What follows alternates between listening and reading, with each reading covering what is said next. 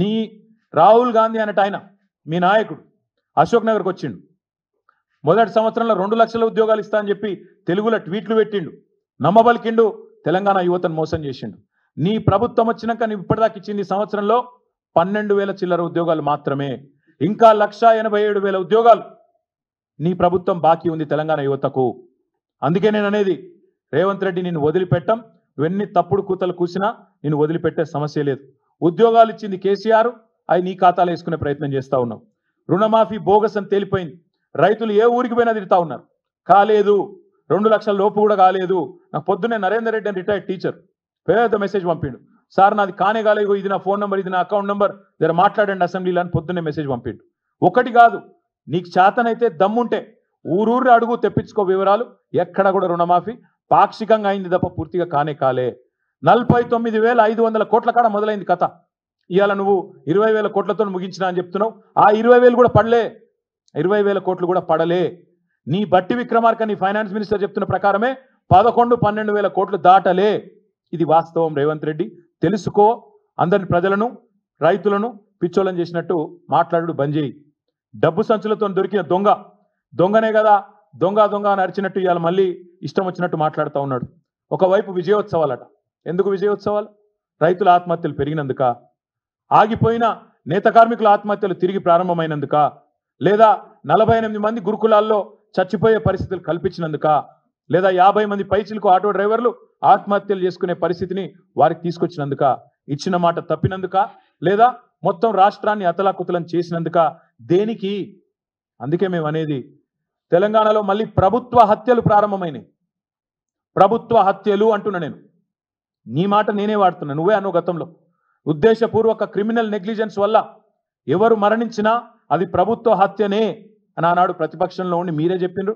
అందుకే నేను అంటున్నా, ఇవాళ చనిపోయిన గురుకుల పిల్లలు ప్రభుత్వ హత్యలే, మొన్న చనిపోయిన శైలజది ప్రభుత్వ హత్యనే, చనిపోయిన ఆటో డ్రైవర్లన్నీ ప్రభుత్వ హత్యలే, చనిపోయిన రైతులై ప్రభుత్వ హత్యలే, బలవన్మరణానికి పాల్పడ్డ ఆత్మహత్యలు చేసుకున్న నేత కార్మికులై ఖచ్చితంగా ప్రభుత్వ హత్యలే. అందుకే తెలంగాణలో మళ్ళీ ప్రభుత్వ హత్యల పరంపర ప్రారంభమైంది అంటున్నా. మేము గురుకులాల్లో ఉన్న పిల్లలను ఎవరెస్ట్ ఎక్కించినాం, నువ్వు వాళ్ళని పాడెక్కిస్తా ఉన్నావు. ఇంతకంటే నీచం ఇంకోటి ఉంటుందా? ఇంతకంటే నీచమైన ప్రభుత్వం ఇంకోటి ఉంటుందా? కనీసం పిల్లలకు బువ్వ చక్కగా పెట్టలేక మా ఆర్ఎస్ ప్రవీణ్ కుమార్ మీద ఏడుపులు, ఆయన కుట్ర చేసిండట, నేను కుట్ర చేసినమాట. సిగ్గన్నా ఉండాలా కనీసం మాట్లాడడానికి. ఇదో ప్రభుత్వం, మీదో బతుకు. మేము ఇవాళ మీ ముందు మీతో పాటు మొత్తం రాష్ట్ర ప్రజల ముందు కొన్ని విషయాలు స్పష్టంగా చెప్పదలుచుకున్నాం. ఇవాళ రేవంత్ రెడ్డి గారి దిక్కుమాలిన ప్రభుత్వం చెప్తున్న దివాలాకోరు మాటలకు ఇవి సమాధానాలు. ఆర్బీఐ లెక్కలు, సోషియో ఎకనామిక్ సర్వే లెక్కలు ఇవి నాయిగావు. మేము 10 ఏళ్లలో ఏం చేసినాం అంటాడు.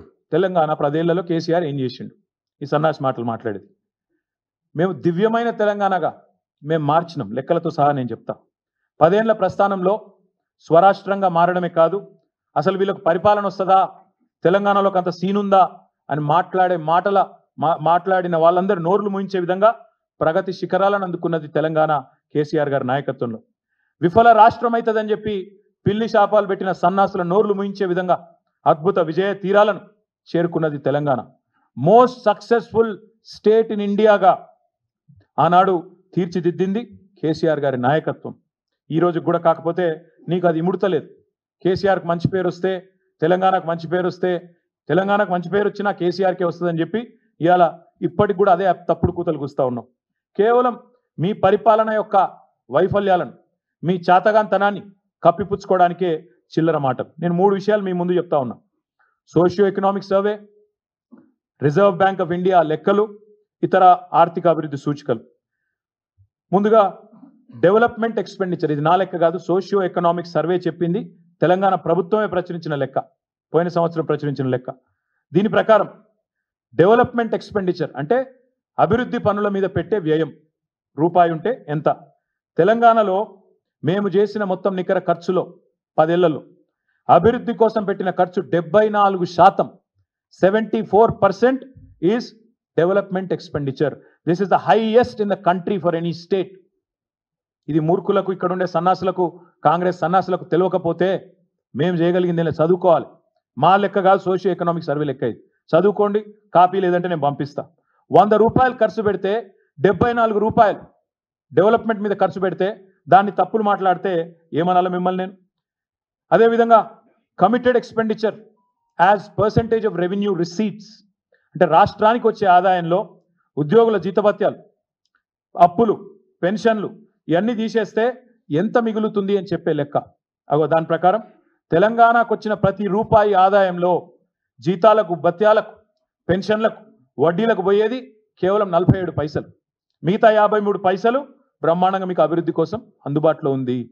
దేశంలో అతి తక్కువ కమిటెడ్ ఎక్స్పెండిచర్ ఉన్న రాష్ట్రాలలో తెలంగాణ ఒకటి. ఇది అక్షర సత్యం.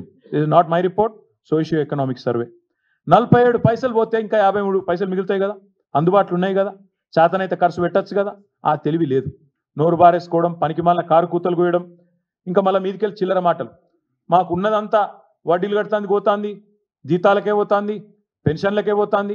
అది కూడా మీకు తెలవాలి. దయచేసి నేను పత్రికా మిత్రులను కూడా కోరుతా ఉన్నా, వాళ్ళు ఏ సొల్లు పడితే ఆ సొల్లు వాగితే మీరు అదో బైబిల్లో స్క్రిప్చర్ అన్నట్టు లేకపోతే ఇంకోటి అన్నట్టు మీరు రాయడం చాలా దారుణం. యాజ్ ఇట్ ఈస్ ప్రచురించడం, ఫ్యాక్ట్ చెక్ చేయకుండా చాలా చాలా దారుణం. దయచేసి నేను చెప్పే దానిలో కూడా తప్పుంటే ప్లీజ్ ఫ్యాక్ట్ చెక్. వాళ్ళు చెప్పే దానిలో తప్పున్నా ఫ్యాక్ట్ చెక్ చేయండి. ఆపోజిషన్ చెప్పేదైనా, గవర్నమెంట్ చెప్పేదైనా అవి వేదాలు కాదు, అవేం బైబిల్ సూక్తులు కాదు, అవేంలో ఖురాన్లోనో లేకపోతే ఇంకో దానిలోనో రాసిన గొప్ప విషయాలు కాదు. అందుకే మేము చెప్పేది, అసలు ఈ ముఖ్యమంత్రికి కానీ, ఈ క్యాబినెట్ కానీ కనీస పరిజ్ఞానం, కనీస అవగాహన లేదు. వాళ్ళు మాకు అప్పజెప్పిపోయిన నాడు రాష్ట్రాన్ని 2014లో ఆనాడు అప్పజెప్పిపోయిన నాడు రెవెన్యూ సర్ప్లస్ 369 కోట్లు, 369 crores. ఈరోజు 2023లో డిసెంబర్లో మేము వీళ్ళకి అప్పజెప్పిపోయిన నాడు రెవెన్యూ సర్ప్లస్ 5,944 crores. 5,944 crores అంటే 16 రెట్లు ఎక్కువ సర్ప్లస్తో మీకు అప్పజెప్పి వచ్చినాం మేము. రెవెన్యూ సర్ప్లస్ అంటే ఏంది అసలు? Revenue receipts minus revenue expenditure. Revenue receipts అంటే ఏంది? రాష్ట్రం యొక్క సొంత ఆదాయం, కేంద్రం మీద గ్రాంట్స్ మీద ఆధారపడకుండా రాష్ట్రం యొక్క సొంత ఆదాయం ఏదైతే ఉంటుందో దాన్ని రెవెన్యూ రిసీట్స్ అంటారు. అంటే దబ్బన మోడీకి కోపం వచ్చింది, రూపాయి ఇయ్యడనుకో, రూపాయి కూడా ఇయ్యడనుకో, మరి అప్పుడు రాష్ట్రం మిగుల్లో ఉంటుందా లేక లోట్లో ఉంటుందా అనేది పాయింట్. మోడీకి కోపం వచ్చి కేంద్రం నుంచి మనకు రావాల్సిన పైసా ఒక్కటి రాకపోయినా, లేదా డెవల్యూషన్ కూడా మనకు రాజ్యాంగబద్ధంగా రావాల్సింది రాకపోయినా, తెలంగాణ యొక్క పరిస్థితి ఏంటంటే ఆర్థిక పరిస్థితి మేము వదిలిపెట్టిపోయినాడు, మేము దిగిపోయినాడు. రెవెన్యూ రెసీట్స్ పరంగా చూస్తే అగ్రభాగాన భారతదేశంలో ఉన్నాం, టాప్ సెకండ్ ప్లేస్లో ఉన్నాం. Revenue receipts minus revenue expenditure అంటే రెవెన్యూ ఎక్స్పెండిచర్ అంటే ఏంటిది? శాలరీ, ఉద్యోగుల జీతభత్యాలు, డిఏలు, వాళ్ళకిచ్చే ఇంక్రిమెంట్లు, అదేవిధంగా పెన్షనర్ల పెన్షన్లు, అన్నిటికన్నా ముఖ్యంగా రాష్ట్రం చేసిన అప్పులకు, రాష్ట్రానికి ఉన్న అప్పులకు కట్టే వడ్డీతో సహా ఇవన్నీ, అండ్ సబ్సిడీలు, ఇవన్నీ తీసేసినాక కూడా రెవెన్యూ రిసీట్లకు వెళ్ళి రెవెన్యూ ఎక్స్పెండిచర్ తీసేసినాక మేము దిగిపోయిన నాడు 5,944 కోట్ల రెవెన్యూ సర్ప్లస్తో అప్పచెప్పినాం. అందుకే నేను అనేది, ఇప్పటి నుంచి ఎవరైనా తప్పుడు కూతలు కూస్తే మేమేదో వాళ్ళు కనీసం వడ్డీలు కట్టలేక అప్పుల పాలైపోయి జీతాలు ఇవ్వలేక అంటే, అయితే మీకు బడ్జెట్లో ఏం పెట్టినో అదన్న తెలియదు, మీరు పెట్టిన బడ్జెట్లో ఏముందో మీకే తెలియదు. మీ రెవెన్యూ మంత్రి పెట్టింది ఇప్పుడు లెక్క, నేను చెప్పింది కాదు. మీ ఫైనాన్స్ మినిస్టర్ పెట్టిన లెక్క ఇది, డిప్యూటీ సీఎం పెట్టిన లెక్క. మొన్న బడ్జెట్లో 5,944 crore అన్ని ఖర్చులు పోను, రాష్ట్ర సొంత రెవెన్యూ, సొంత ఆదాయం మైనస్ జీతాలు, భత్యాలు, వడ్డీలు, సబ్సిడీలు పోతే మిగులు ఉంది అని చెప్తా ఉన్నారు. మరి మీరు ఎందుకు ఈ తప్పుడు కూతలు కూస్తున్నారు? నేను ఇంకొక మాట ఇక్కడ చెప్తా ఉన్నా, ఎంత గోబెల్స్ మాటలు అంటే, ఇంత పెద్ద ఎత్తున సర్ప్లస్తో అప్పచెప్పిపోతే చిల్లర మాటలు. 7 లక్షల కోట్ల అప్పులు. ఈ 7 లక్షల కోట్ల అప్పులు అనే దానికంటే ఇంక అంతకంటే పెద్ద అబద్ధం ఇంకోటి లేదు. నిజానికి అబద్ధానికి అంగిలాగు దొరికితే ఇప్పుడు అనుముల రేవంత్ రెడ్డి అవుతాడు. అబద్ధానికి అంగిలాగు దొడిగితే అనుముల రేవంత్ రెడ్డి అవుతాడు. ఇంత చిల్లరన ఒక ముఖ్యమంత్రి అంటాడు. కేసీఆర్కు 1000 ఎకరాల ఫామ్ హౌస్ ఉందట. నువ్వు ముఖ్యమంత్రివా లేకపోతే రియల్ ఎస్టేట్ బ్రోకర్వా? నాకు తెలియక అడుగుతా. 1000 ఎకరాల ఫామ్ హౌస్ ఉందా కేసీఆర్? నీ దగ్గరనే ఉంది కదా మొత్తం రెవెన్యూ రికార్డ్స్, తీ బయట పెట్టు. కేసీఆర్కు 1000 ఎకరాల ఫామ్ హౌస్ ఉంటే నీకు రాసిస్తాం, చలో నిజంగానే ఉంటే చూపెట్టు, బయట పెట్టు. సిగ్గు శరం ఏమైనా అనుకుంటారేమో అనే ఇంగితం ఏది లేదు. ఏది పడుతుంది ఉర్రాలే, మీడియా మేనేజ్ చేయాలి, నా డబ్బాలో వచ్చినట్టు చూసుకోవాలి, యూట్యూబ్లలో ఆన్లైన్లో చిల్లర ప్రచారాలు చేయాలి, గంతే. 7 లక్షల కోట్లు కూడా అసలుంటిదే చిల్లర ప్రచారం. మళ్ళొక్కసారి చెప్తా ఉన్నా, తెలంగాణ ప్రభుత్వం ఈరోజు మీకు ఒక మాట స్పష్టంగా చెప్పాలి. ముందు ఏ రాష్ట్రమైనా తన యొక్క ఆస్తులు, అప్పులు రెండిటి పరిగణలోకి తీసుకొనే అప్పిచ్చేవాడు అప్పిస్తాడు ఆ రాష్ట్రం యొక్క పరపతి ఏందని బట్టి. దాన్ని డెట్ జిఎస్డిపి రేషియో అంటారు. అప్పు మరియు మీ జిఎస్డిపి, మీ రాష్ట్రం యొక్క స్థూల ఆదాయం, ఈ రెండిటి పరిమాణాన్ని తీసుకొని నిష్పత్తి తీసుకొని దాని ఆధారంగానే ఎవడన్నా అప్పిస్తాడు. ఇవాళ తెలంగాణ భారతదేశంలోనే హైయెస్ట్ ఫిజికల్ ప్రూడెన్స్ ఉన్న రాష్ట్రాల్లో తెలంగాణ ఒకటి. అత్యల్పంగా డెట్ జిఎస్డిపి ఉన్న రాష్ట్రాల్లో కింది నుంచి ఉంటాం మనం 4వ 5వ స్థానంలో. మీరు చూడండి ఒక్కసారి కాంగ్రెస్ వాళ్ళ లెక్క. పంజాబ్ రాష్ట్రం మొన్నటిదాకా వీళ్ళే పరిపాలించారు రాప్ కంటే ముందు. అక్కడ డెట్ జిఎస్డిపి రేషియో 44.1%. మొన్నటిదాకా కాంగ్రెస్ పరిపాలనలో ఉన్న పంజాబ్లో 44.1% డెట్ జిఎస్డిపి. ఈరోజు హిమాచల్ ప్రదేశ్లో కాంగ్రెస్, అక్కడ డెట్ జిఎస్డిపి 42.5. రాజస్థాన్ మొన్నటిదాకా కాంగ్రెస్ 36% డెట్ జిఎస్డిపి. అదే తెలంగాణ 27%, కర్ణాటక 23%. అంటే దాదాపు మనకు దగ్గరలో ఉంది. మరి ఇక తెలంగాణ అప్పులపాలైందంటే మరి రాజస్థాన్, హిమాచల్, పంజాబ్ అవన్నీ పీకినాయి, ఎత్తిపోయినాయి మొత్తం. అక్కడ మీ కాంగ్రెస్ వాళ్ళు ఉన్నారు కదా, మాట్లాడుతందుకు సిగ్గుశరం లేదా? ఏది పడుతుంది ఉర్రొచ్చా నోరుని? కానీ ఇంత దారుణమా? ఇంకా దరిద్రం ఏంటంటే అసలు 7 లక్షల కోట్ల అప్పు ఎక్కడిది? ఇంతకంటే చిల్లర మాట ఉంటుందా? ఇంకోటి, మీరు విడుదల చేసిన శ్వేతపత్రంలోనే డిసెంబర్ 23లో మీరు అధికారంలోకి రాగానే శ్వేతపత్రం విడుదల చేశారు. మీరు ఏం చెప్పినలా? గవర్నమెంటు 2 రకాలుగా అప్పులు ప్రభుత్వం చెల్లించాల్సిన అవసరం లేని అప్పులు ఉన్నాయని చెప్పిండ్రు. గవర్నమెంట్ హామీ లేనివి, అదేవిధంగా గవర్నమెంట్ కట్టాల్సిన అవసరం లేనివి. 2 కలిపితే దాదాపు ఒకటేమో 59,414 కోట్లు, ఇంకోటేమో 95,462 కోట్లు. ఇది ఎందుకు చెప్తున్నా అంటే గవర్నమెంట్ వీటికి సంబంధమే లేదు. గవర్నమెంట్ అందులో కనీసం రూపాయి ఇచ్చే అక్కర కూడా లేదు. ఆ కార్పొరేషన్లు కానీ ఇండిపెండెంట్ కార్పొరేషన్లు అవన్నీ కూడా వాటికి పరపతి ఉంది కాబట్టి ఇస్తారు. కేవలం గవర్నమెంట్ అనేది గ్యారెంటర్గా ఉంటుంది అంతే. దాన్ని కూడా అప్పు అంటే నువ్వు రూపాయి కట్టేది లేదు అక్కడ.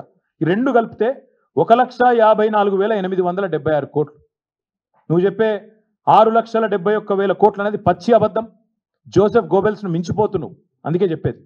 ఈ 2 తీసేస్తే 1,54,000 కోట్లు ప్రభుత్వం అవసరం లేని, కట్టాల్సిన అవసరం లేని అప్పులు. 2 1,54,000 కోట్లు. అది పోను మా ప్రభుత్వం వచ్చిన నాటికే పాత అప్పు ఏదైతున్నదో 72,658 కోట్లు. మా ప్రభుత్వం వచ్చే నాటికి 2014లో. సో 72,658 ప్లస్ 1,54,000 కోట్లు ఇవి తీసేస్తే మిగిలింది ఎంత? 4 లక్షల చిల్లర కోట్లు, 4,20,000 కోట్లు. ఇక దీనికి వీళ్ళ బిల్డప్ ఏదో జరిగిపోయింది. ఇప్పుడే నేను చెప్పిన మరి తెలంగాణ రేషియో డెట్ జిఎస్డిపిలో 27, పంజాబ్ది 44, రాజస్థాన్ 36, హిమాచల్ 42. ఇది నీ కాంగ్రెస్ ప్రభుత్వంలో ఉంది కదా. మరి వాళ్ళు మనకంటే 15%, 17% ఎక్కువ ఉంటే వాళ్ళు మొత్తం ఎత్తిపోయిన దుకాణం బంద్ చేసుకుంటారు రేపు.